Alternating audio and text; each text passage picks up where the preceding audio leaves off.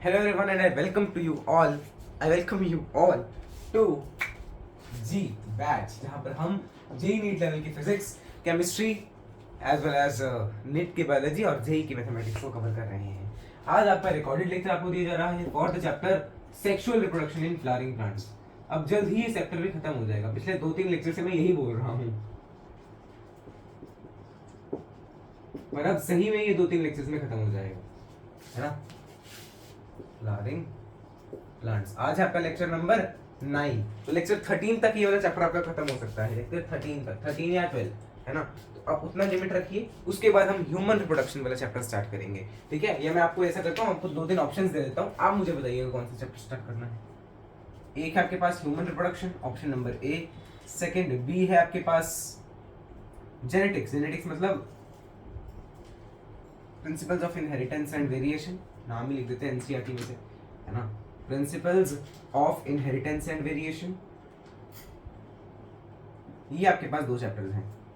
इनमें से आपको मुझे बताना है कौन सा हमें स्टार्ट करना चाहिए, ठीक है। मेरी राय ये है पहले हम ये स्टार्ट कर दें, है ना, क्योंकि ये आपका जूलॉजी का चैप्टर है। एक बॉटनी का हो जाएगा ये वाला, है ना, ये जूलॉजी का एक हो जाएगा। इस तरह से हम एक एक करके चलते जाएंगे। फिर ये वाला चैप्टर थोड़ा लेंथी है, इसके लिए लगभग 20 लेक्चर आपको लग जाएंगे, है ना, principles of inheritance and variation. तो उस हिसाब से आप मुझे बता दीजिएगा कि आपको पहले कौन सा पढ़ना है, बाद में कौन सा, ठीक है। हाँ जी, या ऐसा हो सकता है इन दोनों को 1 महीने में हम कवर कर सकते हैं, ठीक है। चलिए आप मुझे बता दीजिएगा ए और बी में से पहले कौन सा करना चाहेंगे। अब हम आज के लेक्चर को स्टार्ट करते हैं with the revision of previous lecture. Lecture number 8 में हमने देखा था अबाउट एजेंट्स ऑफ पॉलिनेशन, जिसमें हमने देखा था कि बायोटिक भी हो सकते हैं, अबायोटिक भी हो सकते हैं। बायोटिक में हमने पढ़ा था बायोटिक में हमने पढ़ा था इंसेक्ट्स यानी कि living, my god so sorry. Biotic में इंसेक्ट्स और अबायोटिक में नॉन लिविंग। नॉन लिविंग में हमने पढ़ा था एयर एंड क्या बोल रहा हूँ, एयर एंड वाटर, है ना। अगर मान लो इंसेक्ट यूज हो रहे हैं तो उसको हम बोलते हैं एंटोनोमोफिली, ये हम आज पढ़ेंगे। तो इसको मैं अभी आपको यहाँ पे हेडिंग 9 लिखाता हूँ। एयर अगर यूज हो रही तो उसको हम क्या बोलते थे, एनेमोफिली। वाटर अगर यूज हो रहा है तो क्या बोलते थे, हाइड्रोफिली। फिर हमने कैरेक्टरिस्टिक्स देखे थे कि अगर एनेमोफिली है तो उसमें स्टेमन कैसा होगा, है ना, स्टेमन कैसा होगा, पिस्टिल कैसा होगा, ये सारे हमने कैरेक्टरिस्टिक्स देखे थे। फिर हमने पढ़ा था मेज कॉब के बारे में कि मेज कॉब के जो बाल होते हैं, टैसल्स होते हैं, टैसल्स उनको बोलते हैं, बाल को टैसल्स, जो भुट्टे में बाल होते हैं ना, तो वो बाल क्या होते हैं, वो स्टिग्मा और स्टेमन होते हैं, स्टिग्मा एंड स्टेमन होते हैं वो। और वो इतने बड़े बड़े क्यों होते हैं, ताकि वो जब भी कोई पोलिन ग्रेन आए, क्योंकि वो विंड से पोलिनेट होते हैं, एयर से पोलिनेट होते हैं, जब भी कोई पोलिन ग्रेन आए विंड की मदद से तो जल्दी से उसको लपाट के वो पकड़ लें, है ना। तो इसमें स्टेमन कैसा होना चाहिए, लॉन्ग होना चाहिए, पिस्टल भी लॉन्ग होना चाहिए। पिस्टल मतलब जहां पे जाके उसको बैठना है, स्टेमन मतलब जहां से उसको रिलीज होना है ना। तो जहां पे बैठना है उसको थोड़ा फेदरी होना चाहिए, फेदरी, है ना, फेदरी होगा तो बढ़िया है। और हमने पढ़ा था पॉलन ग्रेन कैसा होगा, ड्राई, कि अगर वो कहीं एक बार जगह चिपक जाए, जैसे वो यहाँ से उड़ता होता है यहाँ पे पहुंच के, तो यहाँ पे थोड़ी पॉलिनेट होगा, है ना, यहाँ पे थोड़ी वो जर्मिनेट होगा, तो यहाँ पे चिपक गया तो फिर क्या फायदा। तो वो पॉलन ग्रेन कैसा होना चाहिए, ड्राई होना चाहिए, लाइट होना चाहिए, ताकि हवा से आसानी से उड़ जाए। वाटर में हमने हाइड्रोफिली देखी थी, हाइड्रोफिली में हमने 2 देखी थी, एक थी हैप्पी हाइड्रोफिली, एक थी हाइपो हाइड्रोफिली। हाइपो मतलब under the surface of water, under the surface of water, और एपी मतलब above the surface of water या on the surface of water. अब इसमें हमने पढ़ा था, इसमें हमने क्या पढ़ा था, एक एग्जांपल पढ़ा था इसमें हमने किस चीज का, अच्छा हमने 3-4 एग्जांपल्स देखे थे। एक हमने देखा था जोस्टेरा, है ना, हाइड्रेला, है ना, जोस्टेरा, हाइड्रेला, और एक और देखा था वेलिसनेरिया, ठीक है, एपी और हाइपो, जिनमें से हाइड्रेला और वेलिसनेरिया इसमें थे, है ना, और जोस्टेरा इसमें था, ठीक है। जोस्टेरा में क्या होता था, प्लांट ऊपर, मेल गमीट जो मेल पार्ट था वो ऊपर था, सरफेस पे था, और जो फीमेल पार्ट सरफेस के ऊपर होती थी, है ना। और जो मेल पार्ट है वो फ्लोट कर सकता था, फ्लोट करते करते सरफेस पे वो छोड़ देता था पॉलन ग्रेन जो है वाटर करंट की मदद से इसके तक पहुंच जाते थे, इसलिए हम इसको बोलते हैं पैसिव, बिकॉज वाटर करंट की मदद से जा रहा है, खुद से नहीं जा रहा। हाइपो में हमने क्या पढ़ा था कि दोनों चीजें पानी के अंदर ही होंगी। अच्छा sorry, I am really sorry, मैंने आपको एग्जांपल गलत ही बता दी है।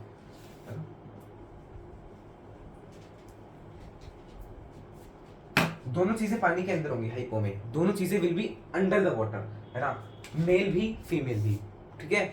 तो ये था हाइपो के बारे में। एपी का एग्जांपल है वेलिसनेरिया, हाइपो का एग्जांपल है hydrilla Zostera, hydrilla and Zostera, ठीक है। डिटेल में देखना तो आप पिछला लेक्चर देखें। और दो हमने प्लांट्स पढ़े थे, water lily and water hyacinth. तो वो चाहे एक्वेटिक प्लांट्स हैं बट वो पानी को यूज नहीं करते, ठीक है। मोस्ट कॉमन था ये, it was the most common. And water जो है रेयर था, रेयर मतलब सिर्फ 30 जेनेरा है जो इसको यूज करते हैं, वो भी कौन से, मोनोकॉट्स। तो ये था हमारा पिछले लेक्चर का रिवीजन, ठीक है, जो कि हमने बहुत डिटेल में किया है ना। तो चलिए अब आगे आज के लेक्चर को स्टार्ट करें। तो आज हमें क्या देखना है, पहले आपने आई होप से इतना नोट कर लिया हो। अगर आपने नोट नहीं किया है तो आप लेक्चर को पॉज करके इसको नोट कर सकते हैं। तो आज हमें क्या देखना है, आगे बढ़ना है, हमें देखना है एनिमल्स कैसे वो कर सकते हैं, ठीक है। एनिमल्स का ट्रांसफर देखना है, मतलब बायोटिक कंपोनेंट्स का ट्रांसफर देखना है कि बायोटिक एजेंट्स, बायोटिक फैक्टर्स से कैसे ट्रांसफर हो सकता है ना। तो बायोटिक में number 1 is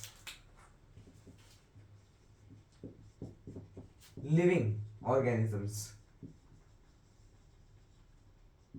are the pollinators, ठीक है। लिविंग ऑर्गेनिजम्स में कौन से, एनिमल्स ही होंगे, है ना। अब यहाँ पे मैं एक लिस्ट लिख रहा हूँ, ठीक है, एक डायरेक्ट मैं लिस्ट लिखूंगा, वो आपको याद करनी है। अब मैं लिखूंगा क्यों बोल रहा हूँ, क्योंकि अगर मैं यहाँ पे क्लास में लिखने बैठा तो आपका टाइम बहुत वेस्ट हो जाएगा, है ना। तो मैं यहाँ पे लिख के ही लेके आता हूँ ताकि आपको मैं सीधा समझा सकूँ और हमारा थोड़ा सा टाइम रिकॉर्डेड के चक्कर में बच जाए और हम ज्यादा से ज्यादा टॉपिक और क्वालिटी के साथ कवर कर सकें। तो मैं अभी इसको लिख के आपको दिखाता हूँ। सो हाँ जी, आपके सामने मैंने ये जो लिस्ट है ये बिल्कुल लिख दी है। अब आप इसको ध्यान से समझिएगा और देखिएगा। तो मैंने क्या कहा, बायोटिक में लिविंग ऑर्गेनिजम्स पॉलिनेटर है, उनमें से भी एनिमल्स। अब एनिमल्स में से भी इंसेक्ट्स जो है वो ज्यादा है, ठीक है, इंसेक्ट्स मोस्टली है ना। और उन इंसेक्ट्स में भी बीज आर द मोस्ट, मतलब 80% बीज हैं इंसेक्ट्स में से, ठीक है, जो कि पॉलिनेटर का काम करती हैं। तो बीज हो गई, फ्लाइज है ना, beetles, moth bird, wasp, bat, ये सारे एग्जांपल्स हैं एनिमल्स के कि कौन कौन से एनिमल्स ये कर सकते हैं पॉलिनेशन। जैसे फ्लाइज हो गया, बीटल हो गया, है ना, मॉथ बर्ड, मॉथ बर्ड में भी दो हैं, सन बर्ड एंड हमिंग बर्ड। ये आपको एग्जांपल याद रखने पड़ेंगे, है ना, कि ये भी आपके पॉलिनेटर का काम कर सकते हैं। और ये आपके थोड़े लार्जर एनिमल्स हैं, मतलब बड़े साइज के एनिमल्स। अच्छा, पहले हम पढ़ कौन सा रहे हैं, जूफिली, मतलब प्लांट जो पॉलिनेशन हो रही है वो कौन करवा रहा है, तो पॉलिनेटर कौन है, फैक्टर कौन है, एजेंट कौन है पॉलिनेशन का, एनिमल्स, है ना। तो लिविंग ऑर्गेनिज्म यानी कि animals as agent of pollination, सही बात है ना। तो लीमुर, लीमुर एक जानवर होता है, प्राइमेट्स, है ना। कहां पे है ये, किस प्लांट में करेगा, रेवेनेला प्लांट, एक प्लांट होता है रेवेनेला प्लांट, उसमें लीमुर का काम होता है। लीमुर मतलब एक जानवर होता है, लंगूर की तरह होता है ना, उस तरह से। बाकी मुझे पता नहीं है, मैं देख रहा था भाई, मैंने तो कुछ भी बोल दिया, लंगूर की तरह है। फिर मैं आपको देख के बता देता हूँ कैसा होता है लीमुर, है ना, बिकॉज अगर आप विजुअलाइज करेंगे तो ज्यादा क्लियर हो जाएगा कंसेप्ट, ये हमारा लीमुर कैसा होता है ना। देखता हूँ LEMUR, हाँ, लंगूर की तरह ही होता है, सही है, लंगूर की तरह ही बोला था मैंने, मतलब पेड़ पे रहने वाले होता है, रोडेंट है ना, सॉरी प्राइमेट है, तो पेड़ पे रहने वाला होता है। और ये लीमुर मतलब लंगूर की तरह देखने का होता है, आप सर्च कर सकते हैं। आर्बोरियल रोडेंट, आर्बोरियल का मतलब होता है ट्री ड्वेलिंग, जो ट्री पे, पेड़ों पे रहते हैं ना, वैसे रोडेंट्स, ठीक है, पेड़ों पे रहने वाले जानवर, वो भी कर सकते हैं। रेप्टाइल्स में भी गार्डन लिजर्ड, गेको लिजर्ड, मतलब जो सड़क के चलते हैं उनको रेप्टाइल्स बोलते हैं, है ना। उसमें छिपकलियां, देखो छिपकलियां भी करती हैं ये काम। और एक कोई लड़की देख ली छिपकली को, अरे ये क्या देख लिया, चलिए इसको नोट करो। अब इसमें if I talk about insects, insects की अगर मैं बात करूं तो उसको हम बोल देते हैं entomophily,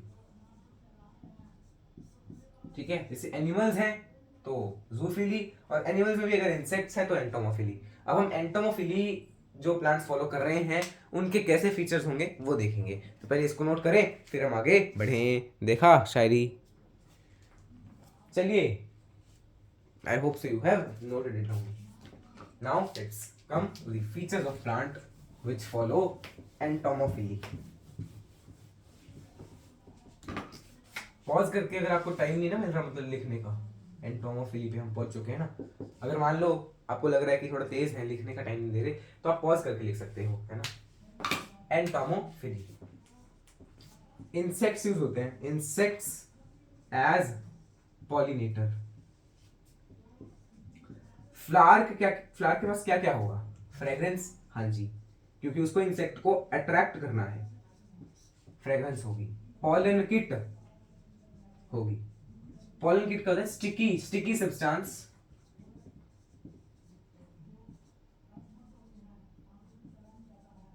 on pollen grain. Pollen grain के ऊपर कुछ स्टिकी सा सब्सटेंस होता है, उसको बोलते हैं पॉलन किट, ठीक है। फ्रेग्रेंस, पॉलन किट, और पॉलन रिवॉर्ड यानी कि नेक्टर, है ना, नेक्टर शुगरी सा सब्सटेंस होता है नेक्टर, वो भी होगा।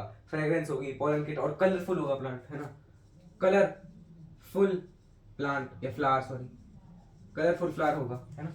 तो ये सारी चीजें हैं, ये सारी क्वालिटीज हैं उस फ्लावर में जो एंटोमोफिली करेगा, यानी कि जिसकी पॉलिनेशन इंसेक्ट्स करेंगे। इंसेक्ट्स को उन्हें अट्रैक्ट करना है तो कोई लालच देना पड़ेगा, पॉलन रिवॉर्ड यानी नेक्टर, है ना। इसको पॉलन रिवॉर्ड का क्या मतलब है? कोई लालच इंसेक्ट को हम दे रहे हैं कि आओ तुम हमारा अगर ट्रांसफर करो तो हम तुम्हें कुछ देंगे, उसको बोलते हैं पॉलन रिवॉर्ड, है ना। फ्रेग्रेंस, पॉलन किट, ये सारी चीजें हैं। अब इसमें आपको एक चीज नोट करनी है, plants which are pollinated by flies and beetles, flies and beetles। अब फ्लाइज एंड बीटल्स को अट्रैक्ट करने के लिए ना फ्रेग्रेंस नहीं चाहिए होती। कहाँ लिखा मैंने फ्रेग्रेंस? हाँ, उनको फ्रेग्रेंस नहीं चाहिए। हैव फाउल स्मेल या फाउल ओडोर, मतलब उनसे गंदी स्मेल आती है, जिससे फ्लाइज और बीटल्स अट्रैक्ट हो सके उन प्लांट्स की तरफ उन प्लांट्स की तरह नहीं, उन प्लांट्स की तरफ। तो पहले आप इतना नोट करो, फिर हम आगे बढ़ेंगे, है ना। इतना नोट करिए पहले जल्दी से, हाँ जी। इसमें आप एक और चीज नोट कर लो, फ्लावर का साइज भी बड़ा होता है, ताकि साइज ऑल्सो लार्ज, ताकि वो देख सकें, है ना, आसानी से दिख रहा है उनको कहाँ पे है फ्लावर, कहाँ पे उन्हें नेक्टर मिलेगा, ठीक है।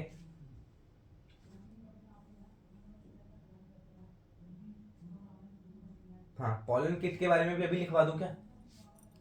लिख लेते हैं। Sticky substance on pollen grain carotenoid से बना होता है, carotenoids, made up of carotenoids, ठीक है। इतना नोट करो। लिपिड्स भी लिख लो साथ में, लिपिड्स, स्टिकी ऑयली सब्सटेंस लिखो, कैरेटेनॉइड्स एंड लिपिड्स, ठीक है। ये आपको याद रखना है बस, है ना। नोट इट डाउन, फिर हम आगे बढ़ेंगे।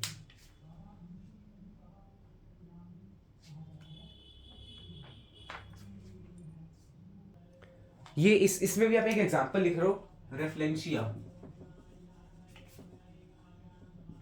इज द एग्जांपल जो फॉल ऑडोर स्प्रे करेगा। फॉल ऑडोर का एग्जांपल है रेफ्लेंशिया, ठीक है। कि रेफ्लेंशिया एक फ्लावर है, एक प्लांट है जो कि फ्लाइंग बीटल्स को अट्रैक्ट करने के लिए गंदी सी स्मेल निकालता है, रेफ्लेंशिया, ठीक है। और बाकी हम अब फ्लोरल रिवॉर्ड या पॉलन, फ्लोरल रिवॉर्ड लिखेंगे, फ्लोरल रिवॉर्ड के ऊपर चर्चा करेंगे कि फ्लावर क्या क्या रिवॉर्ड देता है एनिमल्स को, इंसेक्ट्स को। चलिए अब हम इसको नोट करके फ्लोरल रिवॉर्ड की तरफ चलते हैं, ठीक है। आई hope so now you have noted it down. Next is floral rewards. अब फ्लोरल रिवॉर्ड्स वो तीन तरह से देता है कोई भी फ्लावर, या तो पॉलन ग्रेन को इंसेक्ट खा सकता है ना, या तो नेक्टर हो सकता है, नेक्टर, ठीक है। एंड थर्डली एक सेफ प्लेस दे सकता है, safe place to insect to lay its egg, insects अपने एग्स को ले कर सकें, है ना। जैसे इसका एग्जांपल क्या है, अमॉर्फोफेलस, एक अमॉर्फोफेलस फ्लावर, एक फ्लावर है जो कि 6 फीट हाई होता है, तो उसमें है ये, है ना, कि वो इंसेक्ट्स के लिए एक जगह है जहां पे वो जाके एग्स को लेकर सकता है ना। ये आपको फ्लोरल रिवॉर्ड्स में देखना। अब इसमें कई बार क्या होता है ना, नेक्टर रॉबर्स आ जाते हैं ना, नेक्टर रॉबर्स आ जाते हैं, नेक्टर रॉबर्स। ये क्या करेंगे पोलन ग्रेन्स मतलब नेक्टर तो ले लेंगे पर पोलन ग्रेन को पॉलिनेट नहीं करेंगे, है ना। दे तो ही तो इनको क्या बोला, चोर रहे हैं, चुरा रहे हैं। दे कंज्यूम द नेक्टर, जो कि क्या है, एक रिवॉर्ड होता है जो कि तभी मिलता है जब कोई पॉलिनेशन करे, या पॉलिनेशन करने के लिए अट्रैक्ट करने के लिए रखा होता है ना। Consume the nectar but do not pollinate the flower,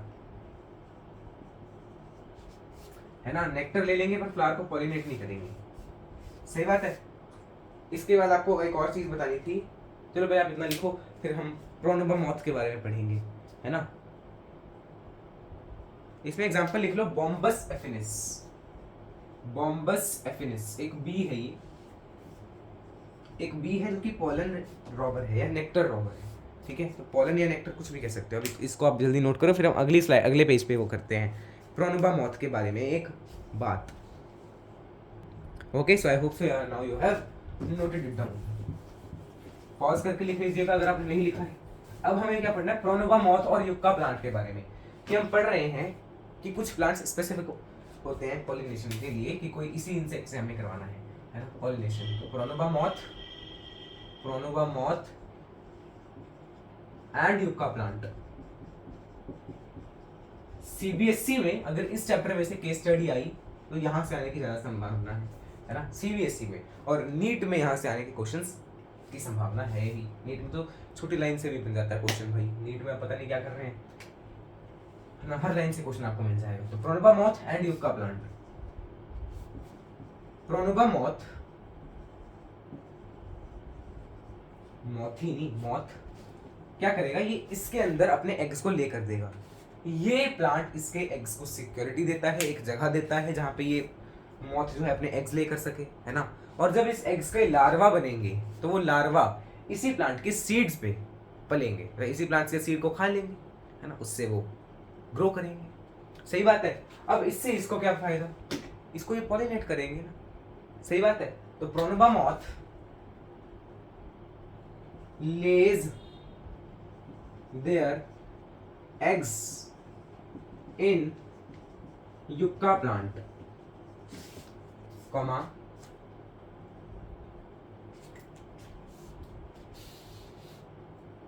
प्रोनोबा moth ने इनके अंदर एग लेकर लिया और, है ना, they pollinate yucca plant. Yucca plant को पॉलिनेट करवाएंगे, पॉलिनेशन में मदद करेंगे, है ना। और yucca plant provides a safe space for their eggs, ठीक है, यहां पे। और द लार्वा या लार्वी लिखो, ज्यादा होंगे ना, the larvae of the moth derives nutrition from the seeds of yucca plant। मतलब yucca plant के सीड्स को खा के वो न्यूट्रिशन ले लेंगे, ठीक है, ये आपके पास है। तो this is what we call as hence symbiotic relationship.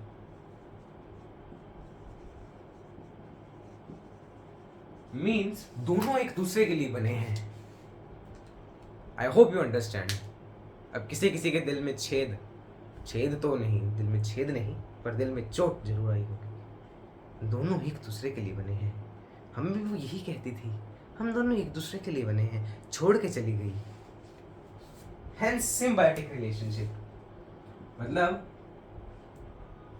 Both are dependent on each other and can not live without each other. हम तुम्हारे बिना रह नहीं पाएंगे and can not live without each other.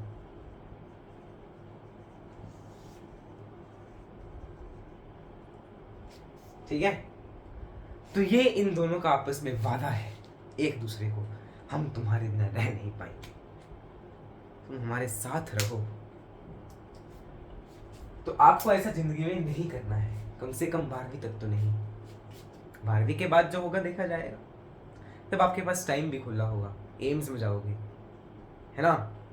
तो 12वीं तक आप कंट्रोल करें थोड़ा सा, और ऐसे वैसे किसी को ना बोले हम तुम्हारे बिना रह नहीं पाएंगे, हम दोनों एक दूसरे के लिए बने हैं ना, ऐसा किसी को ना बोले। इसको नोट करें, फिर हम आगे बढ़ें।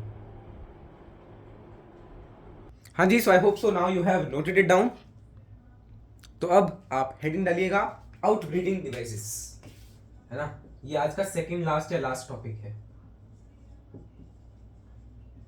बिकॉज आगे रिकॉर्डेड लेक्चर है, तो 30 मिनट से ज़्यादा हम देंगे नहीं है रिकॉर्डेड में, और लगभग 20 मिनट की हो चुकी है ना शायद। हाँ जी, तो 20 मिनट की रिकॉर्डिंग हो चुकी है, 30 मिनट से ज़्यादा हम देंगे नहीं, ठीक है। बिकॉज ऐसे क्या होता है ना, लोड हो जाता है बच्चे पे भी। बच्चा मतलब कोई भी अगर देख रहा है 3rd पर्सन, तो उसके ऊपर भी लोड हो जाता है, भाई हमने रिकॉर्डेड देखना है देखना है देखना है, इसके बाद आप अगला लेक्चर देख ही नहीं पाओगे। मतलब देख तो पाओगे, आंखें दी हुई हैं तो समझोगे भी, है ना, पर लिंक टूट जाता है यार, है ना। तो आउटब्रीडिंग डिवाइसेस क्या होते हैं, जैसे इनब्रीडिंग डिवाइसेस क्या होते हैं, जो सेल्फ पॉलिनेशन को प्रमोट करें। तो ये क्या है, डीमोट्स या inhibits self pollination. Self pollination को डिमोट करेंगे या इनहिबिट करेंगे, ठीक है। मतलब सेल्फ पॉलिनेशन को रोकेंगे, यानी कि प्रमोट करेंगे किसको, क्रॉस पॉलिनेशन को। अब क्रॉस पॉलिनेशन में क्या क्या होता था, सेल्फ में तो एक ही है, ऑटोगेमी। तो ऑटोगेमी को जो रोकेगा, ऑटोगेमी से जो टकराएगा वो ब्रीडिंग डिवाइसेस कहलाएगा, ठीक है। तो ऑटोगेमी को डीमोट यानी कि इनहिबिट करेगा, रोकेगा, है ना, और क्रॉस पॉलिनेशन को बढ़ावा देगा। अरे तुम क्रॉस पॉलिनेशन करो। अब मोस्ट ऑफ द प्लांट्स कैसे होते हैं वो देखिए। Most of the plants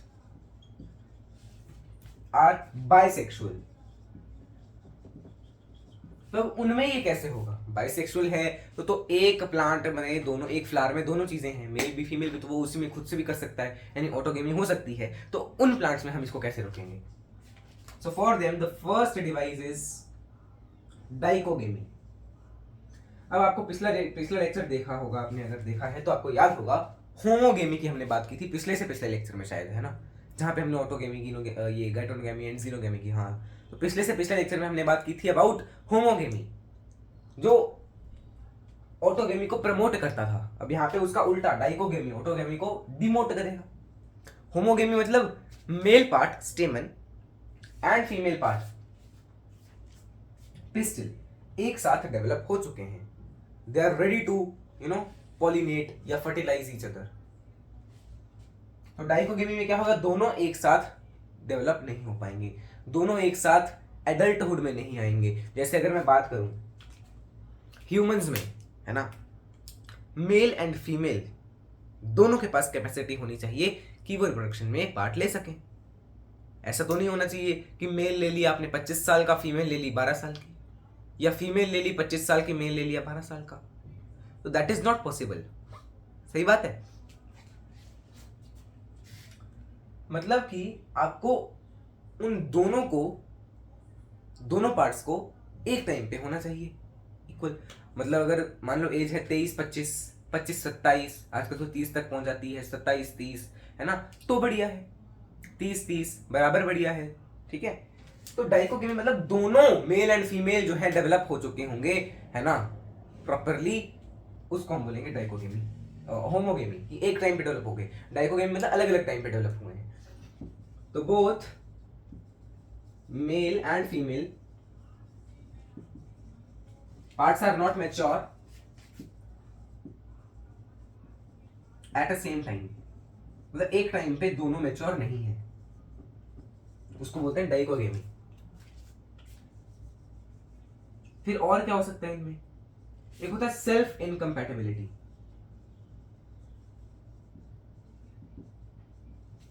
self incompatibility, खुद का स्टेमन, मतलब खुद का जो पिस्टल है, अपना पिस्टल अपने स्टेमन को फर्टिलाइज जर्मिनेट करने ही नहीं देगा, है ना। मतलब अगर मान लो फीमेल यानी कि मैं पिस्टल और स्टेमन के टर्म्स में लिखता हूं, पिस्टल स्टेमन। एक केस यहां होगा ये, एक केस होगा ये, अभी मैं दोनों केस बताऊंगा। पिस्टल फर्टाइल है, मतलब पिस्टल फर्टिलाइजेशन के लिए तैयार है, फर्टाइल है, फर्टिलाइजेशन में पार्ट ले सकती है। बट स्टेमन इनफर्टाइल हो जाए उस पिस्टल के लिए तो इनफर्टाइल, ठीक है। या पिस्टल इनफर्टाइल होगी, इनफर्टाइल को हम स्टेराइल बोलते हैं, है ना, स्टेराइल, है ना, और स्टेमन फर्टाइल है। तो इस केस में आप कैसे करोगे सेल्फ पॉलिनेशन? तो ये खुद की ही कमी है, सेल्फ इनकम्पैटिबिलिटी है, ठीक है। अब इसमें दोनों एक साथ नहीं हो रहे, इसमें तो एक हो ही नहीं रहा। इनफर्टाइल को मैं यहां पे भी वही लिख देता हूं, sterile. Is it okay? So this is what you need to know about outbreeding devices, ठीक है। एक आप और नोट करना, पहले तो आप मुझे ये बताइए, इतने नीचे तक दिख रहा है क्या? मैंने एक लाइन मारी है क्या यहाँ तक? दिख रही लाइन, दिख रही है क्या? हाँ जी, लाइन भी आपको दिख रही है। अब इसमें एक और चीज हो सकती है, stamen and pistil are far away. Stamen and pistil are not close to each other, दोनों एक दूसरे के पास नहीं है ना। तो ये हो सकता है, ठीक है। और एक और चीज, अभी तो मैंने बात की बाइसेक्सुअल फ्लावर्स की, ठीक है, तो उसमें ये सारी चीजें आपको देखने को मिल सकती हैं। इनको आप नोट करिए, ये आपके आउटब्रीडिंग डिवाइसेस हैं, इसका उल्टा इनब्रीडिंग डिवाइस होंगे, ठीक है। वो आपको पहले से करवा दिए थे जब हमने आपको सेल्फ ऑटोगेमी पढ़ाया था ना, तब। तो अब इसको पहले नोट करते हैं, फिर हम आगे बढ़ते हैं। तो हमने क्या पढ़ा कि बाइसेक्सुअल फ्लावर्स में, यानी जिनमें दोनों पार्ट्स प्रेजेंट हैं, उनमें हम आउटब्रीडिंग डिवाइसेस कैसे कर सकते हैं, मतलब कैसे हम सेल्फ पॉलिनेशन को रोक सकते हैं। पर अगर मान लो यूनिसेक्सुअल फ्लावर्स हैं, तो उनमें कुछ केसेस होते हैं, उनमें हम सेल्फ पॉलिनेशन को तो कर ही नहीं सकते। यूनिसेक्सुअल है, एक फ्लावर पर सिर्फ एक ही पार्ट होगा, ऑटोगेमी हो ही नहीं पाएगी, है ना। तो यूनिसेक्सुअल फ्लावर्स में दो तरह के आपको फ्लावर्स मिलते हैं, ये हमने पिछले लेक्चर में भी देखा था, about monoecious and dioecious. Monoecious होता है, डाइशियस होता है। डाइथिकस नहीं की बात कर रहा मैंने, डाइशियस की बात की। स्पेलिंग सही है? आई थिंक सो, है ना। मोनोइशियस मतलब male and female flowers are on same plant. जैसे अगर मैंने ये एक प्लांट बनाया, ये इसका मेल फ्लावर है, इसके ऊपर मेल पार्ट प्रेजेंट है, ये इसका फीमेल फ्लावर है, ये दोनों एक ही फ्लावर के ऊपर, एक ही प्लांट के ऊपर प्रेजेंट है, बट फ्लावर अलग अलग है और यूनिसेक्सुअल है। और डाइशियस में क्या होगा, दो फ्लावर होंगे अलग, दो प्लांट होंगे अलग अलग, है ना, एक पे मेल और दूसरे पे फीमेल, है ना। Male and female flowers are on the same plant, male and female are on the different plants. Male and female flowers are on different plants।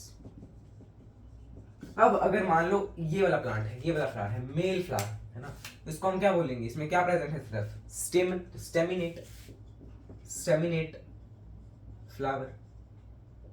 और ये पिस्टिलेट या पिस्टिलेट, पिस्टिलेट फ्लावर,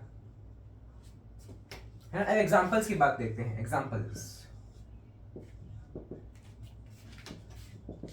डाइशियस में आपके पास है papaya, और आपने क्या पढ़ा था, एक आपने पढ़ा है अबाउट वेलिस्नेरिया। इसमें कुकुम्बर, कुकुम्बर की जगह क्या लिखो, पूरी फैमिली लिख लो, कुकुरबिटेस, कुकुरबिट्स, मतलब जो भी कुकुम्बर, कुकुम्बर की फैमिली वाले, है ना, तो वो कुकुम्बर लिख देता हूं अलग से।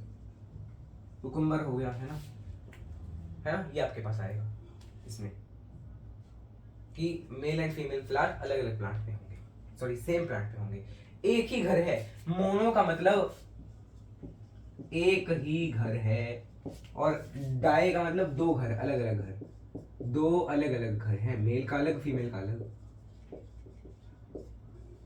हिंदी की राइटिंग मेरी कितनी अच्छी है ना ऐसे। हाँ जी, तो इतना नोट करें, फिर हम, हाँ, इसमें मेज और कोकोनट भी लिख लो, मेज, कैस्टर, कोकोनट, ये आपके एनसीईआरटी के एग्जांपल हैं, और इसमें पपाया एंड वेलिस्नेरिया, ठीक है। हाँ जी, अब देखो अगर ये है तो क्या इसमें आप ऑटोगेमी कर सकते हो? नहीं, तो ऑटोगेमी प्रिवेंटेड, है ना। गाइटोनोगेमी देखो, क्या गाइटोनोगेमी हो सकती है इस फ्लावर में? हाँ, मतलब मेल फीमेल में जा सकता है, गाइटोनोगेमी तो पॉसिबल है। एक ही प्लांट है और दो अलग अलग फ्लावर्स एक ही प्लांट पे हैं और वो हम कर सकते हैं गाइटोनोगेमी, मतलब मेल का पार्ट फीमेल के पार्ट पे दो फ्लावर इन्वॉल्व है, एक प्लांट इन्वॉल्व है, गाइटोनोगेमी हो सकती है। पर जीनोगेमी हो सकती है क्या? जीनोगेमी हो सकती है क्या? जीनोगेमी मतलब दो फ्लावर दो प्लांट, है ना। तो अगर मैंने क्या कहा, ऐसा प्लांट ले लिया, ये है मेल ये है फीमेल, और एक मैंने ले लिया ऐसा मेल फीमेल, अब ऐसा भी हो सकता है इस मेल का इस फीमेल पे चला जाए, इस मेल का इस फीमेल पे चला जाए, मतलब जीनोगेमी भी पॉसिबल है। तो इसमें इन दोनों को क्या मिलेगा? प्रमोट करेगा ये इन दोनों को। तो monoecious plants promote geitonogamy and xenogamy, जबकि इनहिबिट करेगा ऑटोगेमी को। कौन से प्लांट्स? मोनोशियस। डाइशियस में क्या होगा देखो, इसमें क्या आप वो कर सकते हो, देखो इसमें जो भी इसमें जितने भी फ्लावर होंगे वो सबके पास मेल होगा, इसमें जितने भी प्लांट्स होंगे फ्लावर होंगे वो सबके पास फीमेल, इनमें जितने भी फ्लावर होंगे वो या तो मेल होंगे या तो फीमेल होंगे, ठीक है। अब इसमें देखो क्या आप ऑटोगेमी कर सकते हो? नहीं, ऑटोगेमी के लिए तो आपको चाहिए ही मल्टी, मतलब बाइसेक्सुअल है ना। गाइटोनोगेमी हो सकती है क्या? गाइटोनोगेमी नो, बिकॉज एक फ्लावर एक प्लांट में सिर्फ मेल है, ये तो सिर्फ फीमेल है ना, मतलब ये फ्लावर ही यूनिसेक्सुअल है, प्लांट ही यूनिसेक्सुअल है, मतलब plant he unisexual, see this thing, है ना। तो गाइटोनोगेमी भी नहीं हो सकती। जीनोगेमी की अगर मैं बात करूं तो जीनोगेमी पॉसिबल है, जीनोगेमी पॉसिबल है ना। अब किसी को अगर ये नहीं पता ऑटोगेमी गाइटोनोगेमी जीनोगेमी, तो आप जाके लेक्चर नंबर 9 है ना, ये तो 7th लेक्चर को देखिएगा, है ना, उसमें हमने आपको करवाया हुआ है ना। तो ये आपके मोनोशियस प्लांट हो गए, डाइशियस प्लांट हो गए, है ना। इतना नोट करें, फिर हम आगे देखते हैं। अगर टाइम देखो पहले तो कितना हुआ, हाँ जी 32 मिनट्स की वीडियो हो चुकी है, तो बस आज के लिए इतना ही रखते हैं, है ना। अगले लेक्चर में हमें देखना है pollen pistil interaction, okay, pollen pistil interaction के बारे में देखना है, एंड हमें साथ में क्या करना है, अबाउट डबल फर्टिलाइजेशन। एक लेक्चर आपका इन दोनों टॉपिक्स के ऊपर लगेगा, है ना। और बाकी फिर इसके बाद फ्रूट बचा है, सीड बचा है, बस आपका चैप्टर ओवर। एक एपोमिक्सिस और पॉली एम्ब्रियोनी, है ना। तो ये 9th है, 10th आपको लग जाएगा अगला, उसके लिए फ्रूट, उसके लिए 13 लेक्चर लग ही जाएंगे, 12 या 13 लेक्चर लग जाएंगे। अब होमवर्क की बारी आ गई है, होमवर्क की बारी आ गई है। क्या मेरे पास यहाँ पे एनसीईआरटी पड़ी है? अगर पड़ी होगी तो मैं आपको बता दूंगा, नहीं पड़ी होगी तो नहीं बता। चलो एनसीईआरटी में हमने पिछली बार आपको दिया पेज नंबर 30 तक ना, तो read NCERT before double fertilisation, before pollen pistil interaction, sorry, pollen pistil interaction से पहले पहले की सारी एनसीईआरटी आपको रीड कर लेनी है ना। और डीपीपी आपको मिलेगी आज, डीपीपी नंबर 6, है ना, डीपीपी नंबर 6 आपको आज मिलेगी। इफ आई टॉक अबाउट और क्या है, हाँ, revise all previous lectures, revise all previous lectures very carefully, because revise नहीं करोगे तो भूल जाओगे। मेरे साथ यही प्रॉब्लम है, मेरे साथ पर्सनली यही प्रॉब्लम है, मैं रिवाइज नहीं करता, मैं भूल जाता हूँ, फिर मुझे बिल्कुल स्टार्टिंग से स्टार्ट करना पड़ता है, फिर तो और ज़्यादा, मतलब इतना डिप्रेशन तो होता नहीं, मतलब डिप्रेशन तो ऐसा नहीं कहेंगे कि डिप्रेशन एग्जिस्ट नहीं करता, होता है, बट डिप्रेशन अगर आप करेंगे आपके साथ होगा तो आपको उससे मिलेगा क्या, है ना। Let us talk about it. Depress रह के आपको क्या मिल जाएगा? ये बहुत गहरी बात है। अपने दुख से बड़े भी दुख आपके पास आएंगे, मतलब जो क्या पता आपके पास जो आज दुख है उससे बड़े दुख भी आपको मिले जीवन में, उससे बड़े कष्ट भी मिले जीवन में, या जो आपके पास आज दुख है कोई और नीट एस्पिरेंट उससे भी बड़े दुख से झेल रहा हो, दुख झेल रहा हो, चौथी बार उसने ड्रॉप लिया हो, 5वीं बार ड्रॉप लिया हो, 5वीं बार इस सिलेबस को दोबारा पढ़ रहा हो, है ना, तो उसके लिए कितना बड़ा दुख है, कितना बड़ा बोझ है उसके लिए। हर कोई उसको ताने मार रहा होगा, कई होते हैं पेरेंट्स जो सपोर्टिव होते हैं, ठीक है, बट आप समझिए अपने दुख को इतना भारी अपने ऊपर ना होने दें। जिंदगी एक ही बार मिलती है ना, बार बार नहीं मिलती, हाँ अगली बार भी मिलेगी, परंतु आपको किसी और रूप में मिलेगी, राइट।